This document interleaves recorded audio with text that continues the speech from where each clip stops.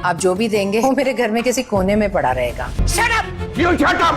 आने वाली किस्त में कहानी एक नए और जज्बाती मोड़ पर पहुंचने वाली है। मेहमानों के जाने के बाद मीर नौमान जहां आरा बेगम से नाराजगी का इजहार करेगा और इसे कहेगा कि इसे सबके सामने ये बात नहीं करनी चाहिए थी कि वो अपनी बीवी और बच्चों के लिए वक्त नहीं निकाल पाता। ये बात सुनते ही जहां आरा बेगम गुस्से में आ जाएंगी और कहेंगी कि तुमसे शादी करना मेरी जिंदगी की सबसे बड़ी गलती थी। इस पर मीर नौमान भी खामोश नहीं रहेगा, बल्कि इसे जवाब देते हुए कहेगा कि तुम जैसी औरत सिर्फ घर का सुकून बर्बाद कर सकती है और घर को जहन्नम बना सकती है। दोनों के दरमियान बात इतनी बढ़ जाएगी कि जहां आरा बेगम इसे अपनी जुबान बंद रखने को कहेगी, लेकिन मीर नौमान भी फौरन जवाब देगा कि अपनी बकवास बंद करने की जरूरत तुम्हें है।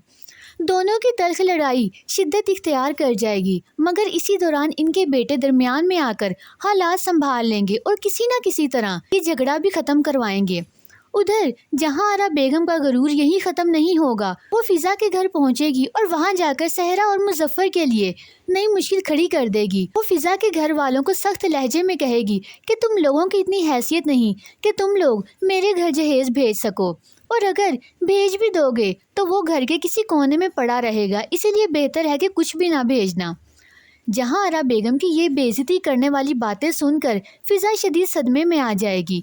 अपनी होने वाली सास का इतना गुरूर और सख्त रवैया देखकर इसकी तबीयत भी खराब होने लगेगी। फ्रेंड्स, अब देखना ये होगा कि क्या फिजा इस तौहीन को बर्दाश्त कर लेगी या फिर इसके बाद रिश्तों में एक नया तूफान आ जाएगा।